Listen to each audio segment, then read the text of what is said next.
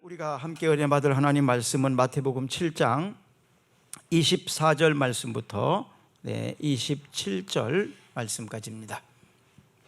그러므로 누구든지 나의 이 말을 듣고 행하는 자는 그 집을 반석 위에 지은 지혜로운 사람 같으니 비가 내리고 창수가 나고 바람이 불어 그 집에 부딪히되 무너지지 아니하나니 이는 주추를 반석 위에 놓은 까닭이요. 나의 이 말을 듣고 행하지 아니하는 자는 그 집을 모래 위에 지은 어리석은 사람 같으니 비가 내리고 창수가 나고 바람이 불어 그 집에 부딪힘에 무너져 그 무너짐이 심하니라. 아멘. 오늘은 지혜로운 사람과 어리석은 사람이라는 제목으로 같이 은혜를 나누려고 합니다. 오늘 본문에 있는 말씀은 익히 여러분들이 잘 알고 있는 말씀이죠. 지혜로운 사람이 있고 어리석은 사람이 있다. 명품이 있고 짝퉁도 있습니다.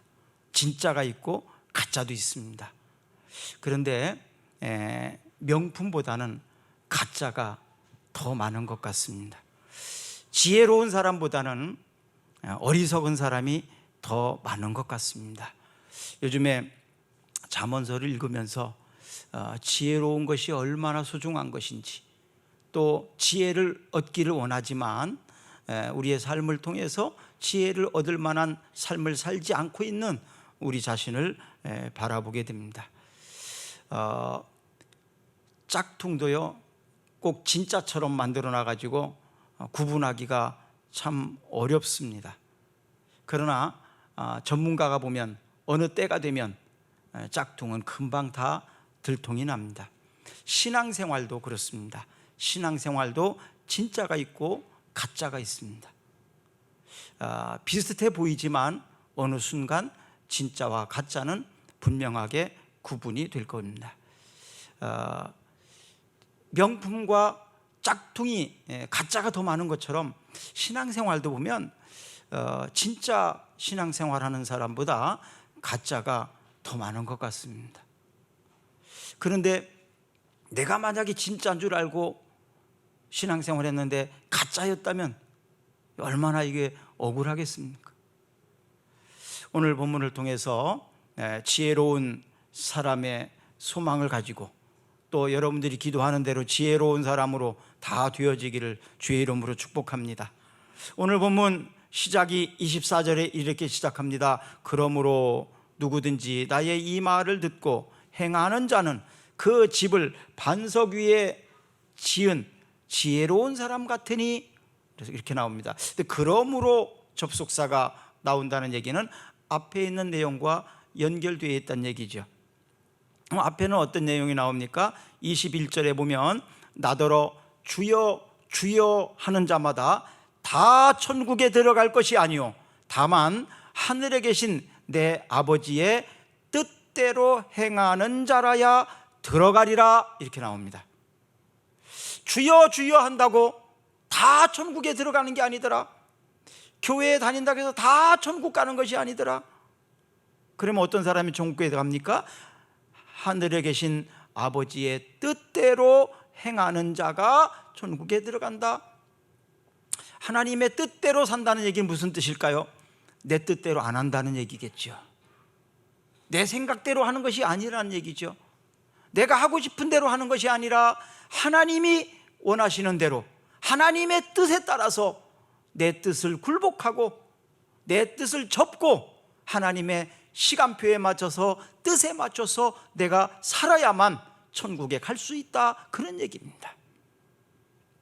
지금까지 내 생각대로 내 고집대로 내 마음대로 살아가고 있다면 미안하지만 천국에 못 갈 수도 있다는 얘기입니다.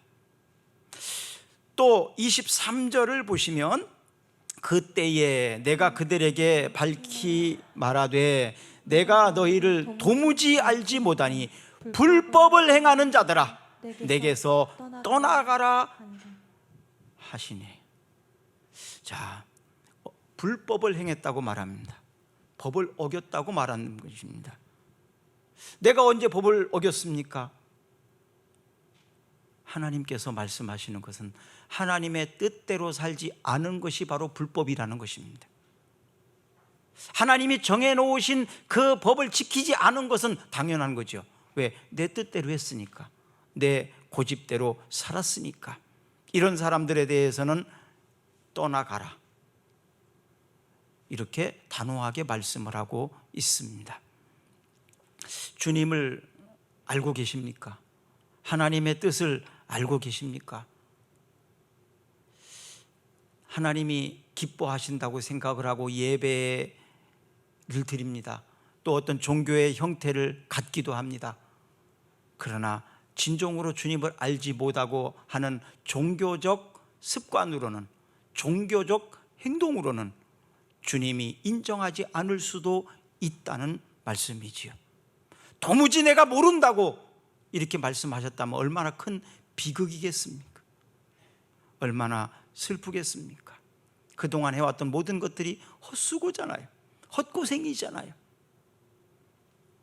그러므로 심판의 날 주님 앞에서 신앙의 삶을 살았다고 인정받을 수 있는 여러분과 제가 되기를 주의 이름으로 축복합니다. 요즘 묵상하는 잠언을 통해서 계속해서 얘기합니다. 지혜로운 사람과 어리석은 사람, 진짜와 가짜. 이것을 보면서 지혜롭게 사는 것이 참 좋은 것을 다 알고 있어요. 그래서 내가 지혜롭게 되기를 원합니다. 그럼 지혜로운 사람은 어떤 사람일까요? 잠언을 계속 묵상하면서 생각해 봤습니다. 지혜로운 사람은 자기 비판과 자기 혐오에 빠지지 않는 건강한 자존감을 가지고 있어요. 반대로 될 수도 있습니다, 물론. 그래서 요즘에 자기 자신에 대해서 너무 자기 비판과 자기 혐오에 빠진 사람이 참 많더라고요. 자기가 하찮은 존재인 것처럼, 자기가 아무것도 아닌 것처럼 그렇게 사는 사람들이 참 많더라고요. 그건 지혜롭지 못한 것입니다. 겸손이 아닙니다. 또 반대도 있죠. 교만한 사람, 또 자기밖에 모르는 사람, 뭐 이런 사람들도 있죠. 율법을 말할 때 율법사가 예수님께 와가지고 율법을 한마디로 정의한다면 무엇이냐고 물어볼 때 예수님은 그에게 이렇게 말합니다. 첫째는 하나님을 사랑하는 거다. 어떻게 사랑하는 거냐? 내 마음과 몸과 힘과 뜻을 다하여 하나님을 사랑하는 거야. 그리고 둘째는 내 이웃을 내 몸과 같이 사랑하는 거야.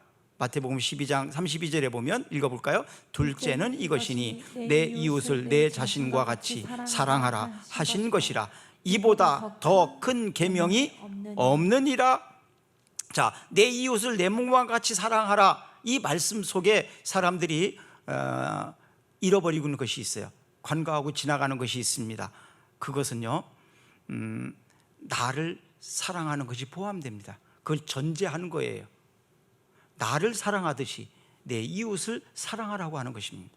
나를 사랑하지 않고 이웃만 사랑하라는 얘기가 아닙니다.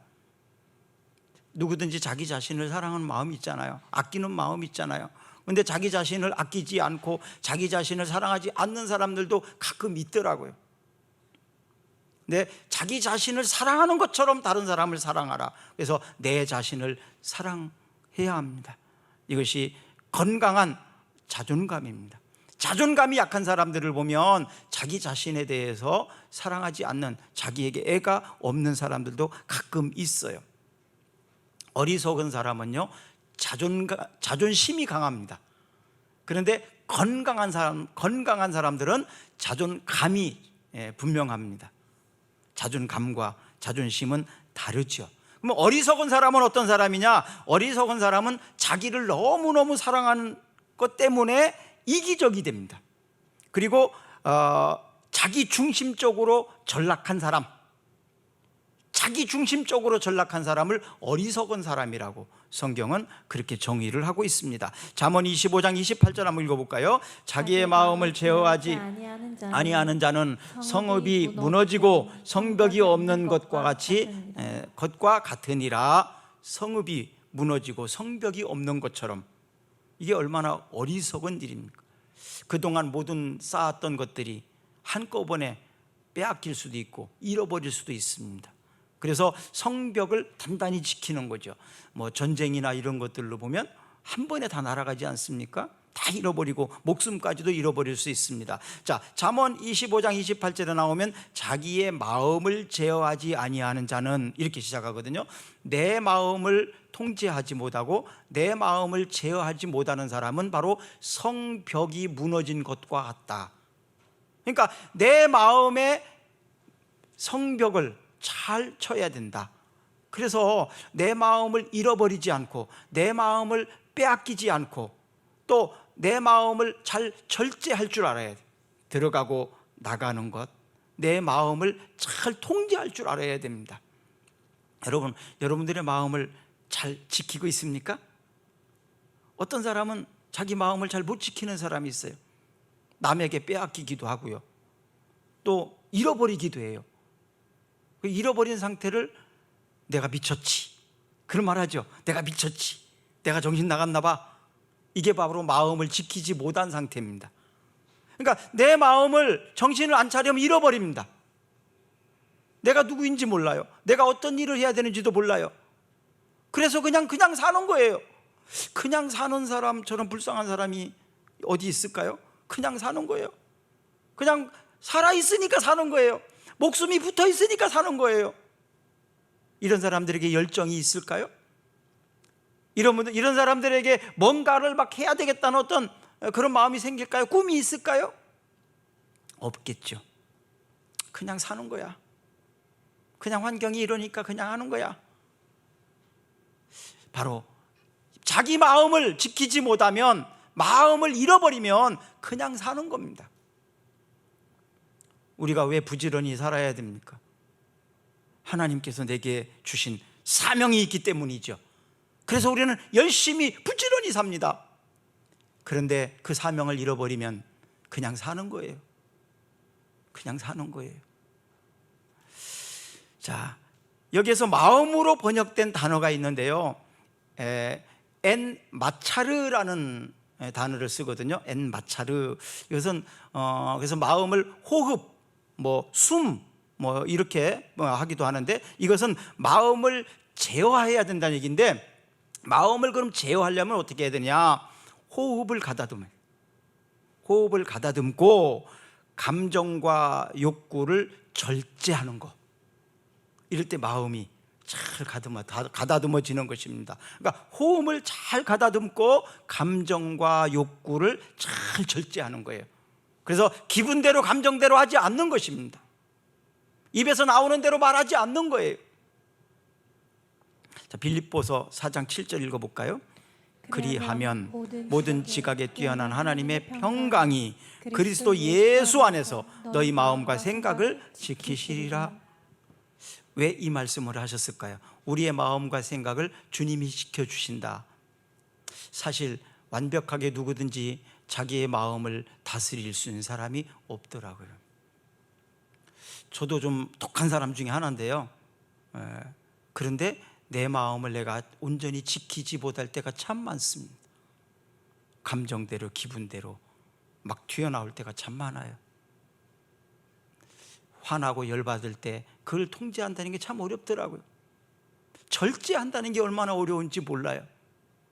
그런데 하나님께서 내 마음과 생각을 지켜주신다. 그리고 하나님께서 우리 마음에 평강을 주신다. 여기서 평강은 샬롬이거든요. 샬롬. 지금 여러분들 마음에 평강이 없는 분들은 주님께서 샬롬을 주시기를 축복합니다. 마음이 평안해야 생각도 건전해지고요, 건강해질 수 있어요. 근데 마음이 평안함이 없어지면 생각과 판단이 제대로 할 수가 없습니다. 분별을 잘 못합니다. 그래서 어떤 일을 결정할 때에는요, 마음의 평정이 있는 상태에서 결정하셔야 돼요. 마음이 막 쫓기고 불안한 상태, 이 상태에서는요, 생각이 없어져 버립니다. 그래서 내가 미쳤지, 내가 정신 나갔지, 이렇게 돼버리는 거예요. 그래서 보이스피싱 이런 거 있잖아요. 그런 사람들의 특징이 바로 내 마음과 생각을 싹 뺏어가는 거예요. 막 생각을 못하게 만드는 거예요. 판단을 못하게 하는 거예요. 또 다른 사람에게 물어보지도 못하게 만들어요. 그럼 큰일 나는 것처럼 막 서둘러서, 그래서 막 혼을, 정신을 다 빼놓고 그 사람들의 노예가 돼가지고 하라는 대로 하다 보면 다 뺏기는 거예요. 어느새 통장에 있는 거 다 가져가 버리고, 막 보험도 해약해가지고 가져가 버리고, 막 그렇게 돼 버리는 것입니다. 언제 대부분 그럴까요? 부모에게는 자식일, 아들과 딸에 뭔 문제가 있다고 그러면 막 그렇게 정신이 없어져 버립니다. 여러분, 무엇 때문에 우리의 마음의 평강을 잃어버렸습니까? 무엇 때문에 지금 내 마음에 이 평강을 잃어버렸습니까? 하나님께서 여러분들에게 이 평화가 주시기를 축복합니다. 내 마음과 생각을 하나님이 지켜주시기를 바랍니다. 여러분들의 가정을, 여러분들의 사업장을 하나님이 지켜주시기를 축복합니다. 그래서 우리가 매일 아침마다 말씀을 읽으면서 기도하는 거예요. 하나님, 오늘도 말씀으로 시작합니다. 내 마음과 내 생각을 지켜주시옵소서. 아침에 이렇게 묵상하지 않고 하루를 살아가게 되면요, 그날 별일이 다 생깁니다. 그런데 아침에 이렇게 시작을 하면 그래도 많이 통제가 돼요. 저는 그렇더라고요. 하루라도 그래서 말씀 묵상과 기도를 하지 않고 시작을 하면 그날 하루가 불안합니다. 근데 여러분들은 안 불안한가 봐요. 괜찮은가 봐요. 저보다 믿음이 더 좋은가 봐요. 저는 안 되는데 여러분들은 되는 거 보면 참 신기한 것 같아요. 말씀을 읽고 기도하러 하루를 시작하시기를 바랍니다. 그리고 어떤 일을 앞두고 있을 때는 기도를 꼭 먼저 앞세우시기를 바랍니다. 하다 안 되면 기도하지 마시고, 그럼 얼마나 힘들겠습니까? 시작하기 전에 기도하고 시작하셨으면 좋겠습니다. 어리석은 사람은 바로 이렇게 하다가 안 되면 기도해요. 근데 지혜로운 사람은 하기 전에 기도합니다. 그래서 예방을 미리 하는 거죠. 예방을. 근데 가끔 보면요, 어리석은 사람이 지혜로운 사람한테 뭐라고 하는 경우도 있어요. 너는 왜 이렇게 지혜롭지 못하게 미련하게, 쉬운 길도 있고 빠른 길도 있는데 그렇게 하냐고, 참 미련하다고. 근데요, 가만히 생각해 보면 누가 미련하고 누가 어리석은지를 그 사람은 모르는 것 같더라고요. 무조건 빠르고 쉽게 하는 것이 중요한 게 아닙니다. 속도보다는 방향이잖아요. 그렇죠? 속도보다는 방향 아닙니까? 천천히 가는 것 같지만 철저한 계획 속에서 나가는 사람은 시행착오를 겪지 않고 갈 수 있어요. 그런데 생각 없이 막시하는 사람들은 이 길이 아닌가 봐, 되돌아오고 이런 실수를 많이 할 수 있습니다. 또 어떤 사람은 그럽니다. 사람들한테 물어보라고. 대부분요, 막 열받고 화가 난 상태에서 그 말을 잘하는데 지나가는 사람은 다 붙잡고 말해보라고, 내 말이 틀렸는지. 화났을 때 그런 말 하잖아요. 지나가는 사람 붙잡고 다 한번 물어보라고, 내 말이 틀린지.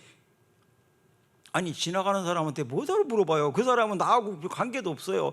그 사람이 한 말에 대해서 책임도 안 집니다. 왜 그런 사람한테 물어봐요? 그럼 누구한테 물어봐야 되겠습니까? 나를 잘 아는 사람, 나를 진심으로 위하는 사람, 나를 위해서 기도해 주는 사람, 내가 성공하기를, 내가 잘 되기를 가장 원하는 사람, 그 사람한테 물어봐야죠. 여러분, 세상이요, 사실은 거의 다 경쟁자예요. 내가 잘 되면 주변 사람들이 좋아할 것 같아요? 그렇지 않아요. 대부분 시기 질투가 훨씬 많습니다. 그리고 돈은 다 돌고 도는 거잖아요. 그러면 그 사람의 돈을 내가 갖고 와야 내가 부자가 되는데, 그럼 그 사람은 나에게 주겠어요? 안 줍니다. 오히려 내 거 가져가려고 그러지. 다른 사람들의 말을 정확하게 믿지 마세요. 그 사람들의 말 정답 아닙니다. 오히려 조심해야 됩니다. 경계해야 될 사람들이 훨씬 많습니다. 어떤 사람은 또 여론한테 물어보라 그래. 여론을 들어보라고. 많은 사람들이 그렇게 생각하지 않냐고. 왜 정치인들이 실수하는지 압니까? 여론 듣고 하다 보니까 그래요. 여론이 정답 아닙니다. 군중의 말은요, 어느 순간 확 바뀔 수도 있어요. 책임질 수 있는 사람 별로 없어요. 그러면 성경은 뭐라고 말합니까?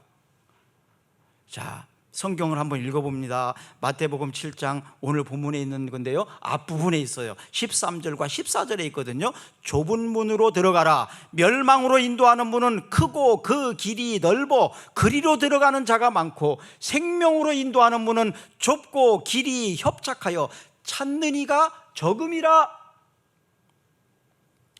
오히려 구원의 문은요, 문이 작대요. 길도 좁고 협착하여 사람이 많이 안 찾는데요. 그런데 그 길이 구원의 문이래요. 많은 사람들이 쉽고 편하게 갈 수 있는 그 길이 오히려 사망의 길이라고 성경은 이렇게 말하고 있습니다. 자, 그렇다면 누구한테 물어봐야 될까요?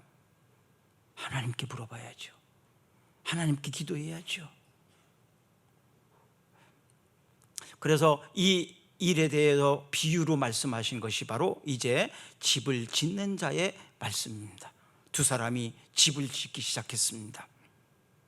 근데 한 사람은 기초가 튼튼한 곳에다가 건축을 합니다. 한 사람은 모래 위에다가 집을 지었어요.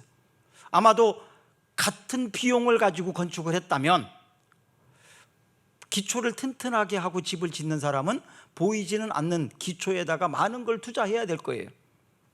그리고 그 위에다가는 비용이 이미 많이 들어갔기 때문에 마음껏 잘할 수는 없었을 겁니다. 그런데 모래 위에 짓는 사람은 기초를 그냥 대충 한 사람이거든요. 기초를 대충 하고 집을 지은 사람은 기초에다가 투자를 많이 안 했으니까 그 비용을 눈에 보이는 데다가 많이 잘할 수 있었을 거예요. 그래서 보이는 것은 화려하고 잘 지은 것 같은데 그냥 봤을 땐 잘 모르죠. 왜? 땅속의 기초는 안 보이니까요. 그런데 문제는 언제 드러납니까? 비가 오고 창소가 나고 바람이 불고 위기가 오면 기초가 약한 건물은 무너져 버리고, 그리고 기초가 튼튼한 집은 무너지지 않는다, 이렇게 말하고 있습니다. 오늘날 건축한 것들이 막 천정이 무너지고 지하 주차장이 무너지고 보니까 철근을 막 빼먹고 뭐 이렇게 했잖아요. 설계대로 하지 않고. 화를 냅니다. 사람들은 어떻게 저렇게 집을 지을 수 있냐고, 자기 집이라면 저렇게 하겠냐고. 그런데 여러분은 어떻습니까?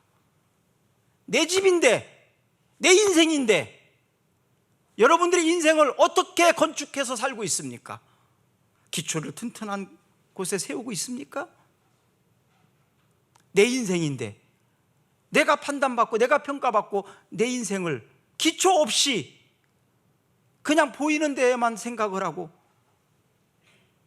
모래 위에다가 집을 지어서 살고 있는 인생, 그 인생을 살아가고 있지는 않느냐 이 말입니다.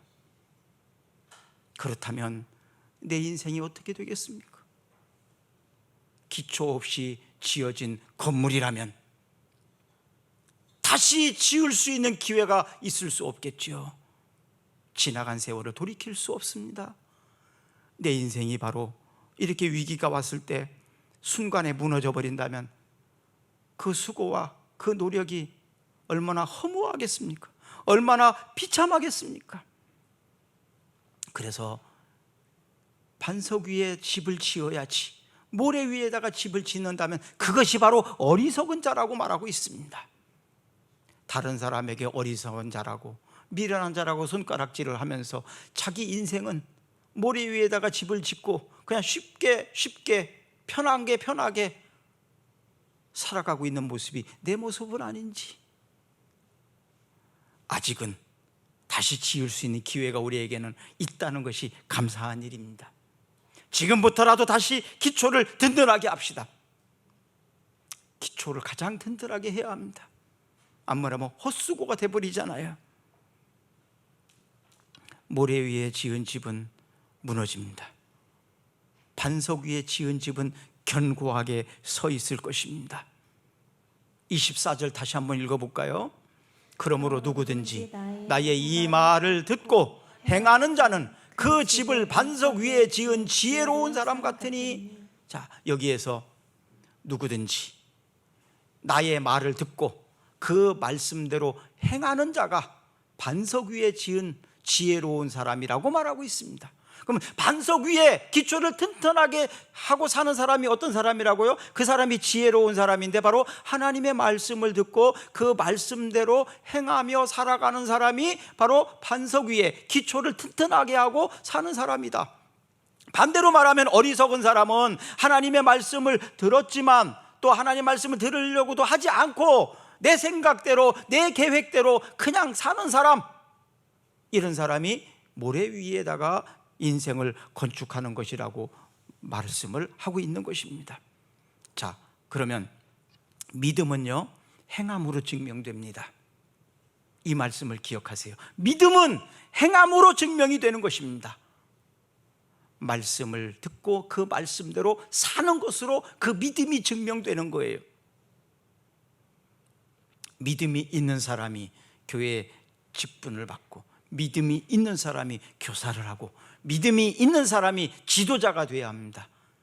그런데 그렇지 못한 사람이 지도자가 된다면 그를 따르는 사람들은 얼마나 괴롭겠습니까?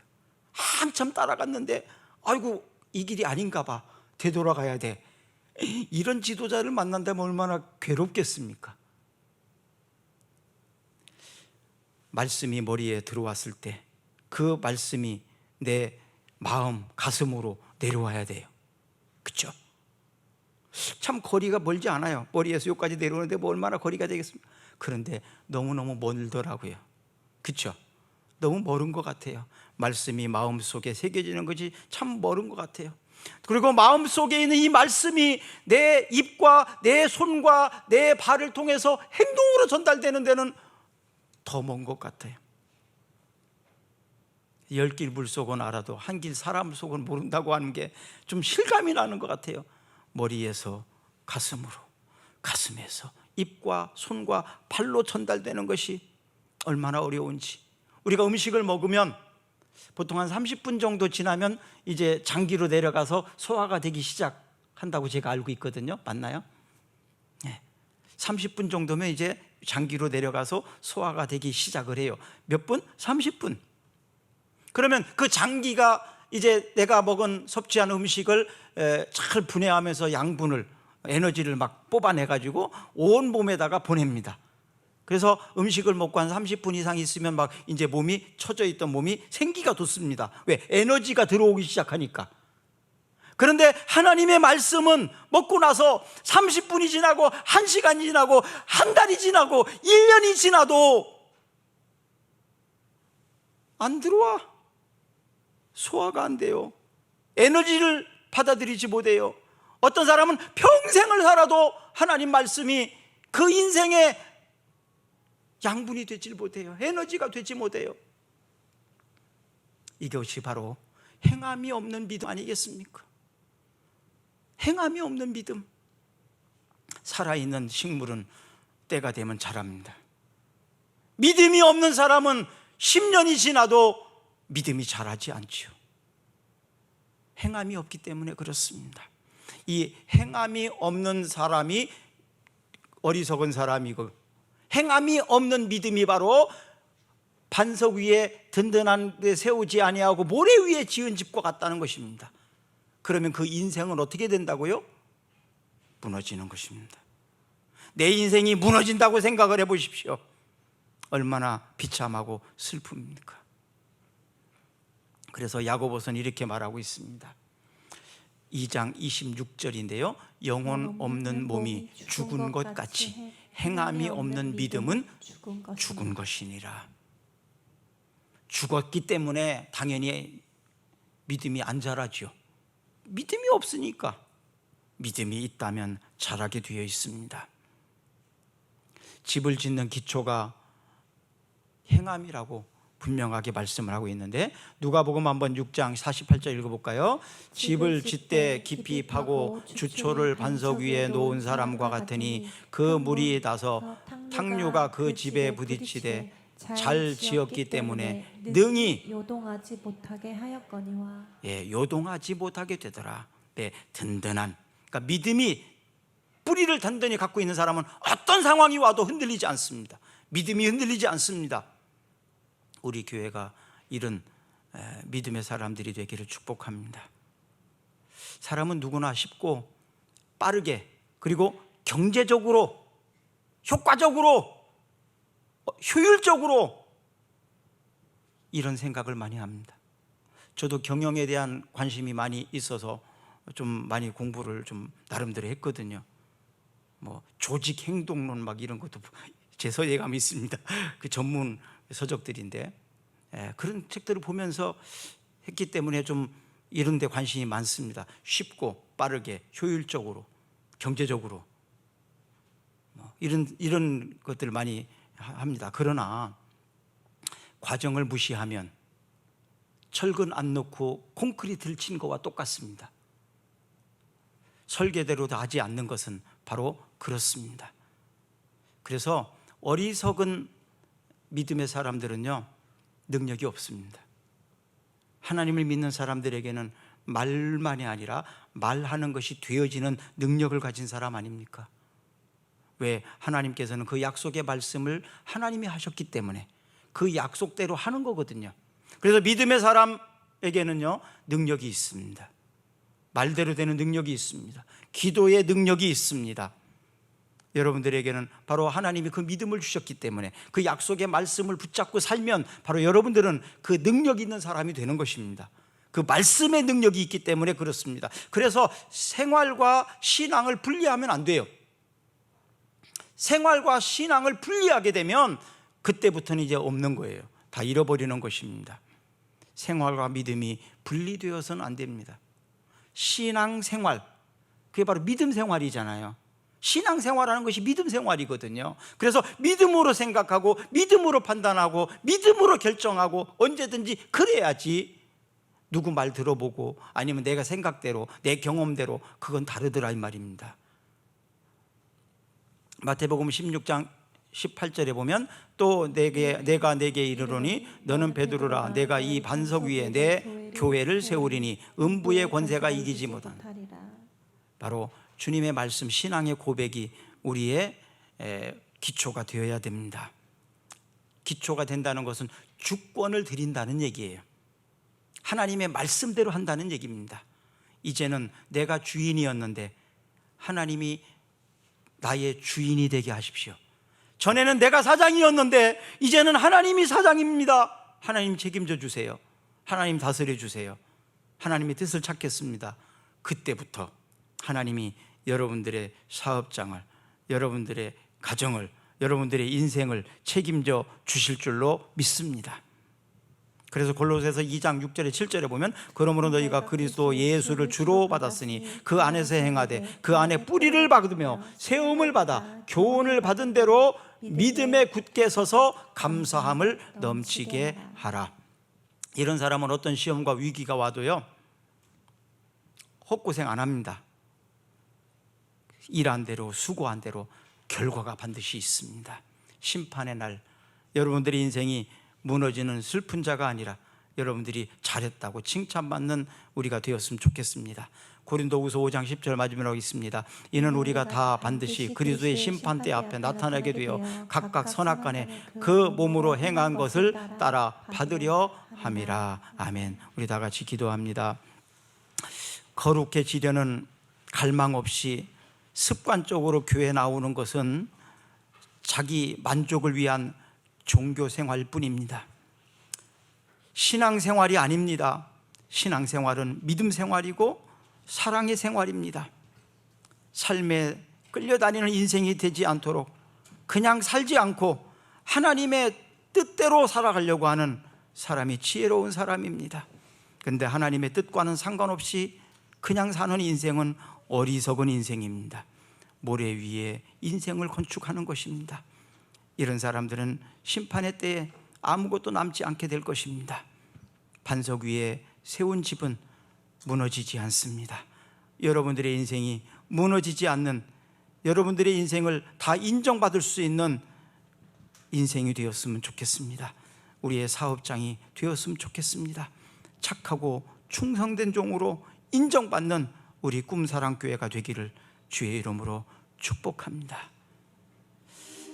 지금은 천지를 창조하시고 주관하시는 하나님의 크신 사랑하심과 십자가에서 피 흘려 죽기까지 우리를 사랑하신 예수 그리스도의 사랑과 우리 모두에게 하나님을 찬양하며 주를 그리스도라 고백하게 하시고 말씀대로 살아가도록 돕고 인도하시는 성령님의 역사하심이 주의 말씀대로 살겠다고 결단하는 모든 성도들과 저들의 사업장과 저들의 가정과 우리나라 위에 함께 하시기를 간절히 축원하옵나이다. 아멘. 예수의 이름 그 좋은 나는 주 손잡고 그 무엇도 두렵지 않네. 주님 주신 약속 내게 있으니 세상에 그 하나님 승리하네. 성령으로 그 무엇도 바라지 않네. 저 하늘에 내 소망 있으니 저 하늘에 내 소망 있으니.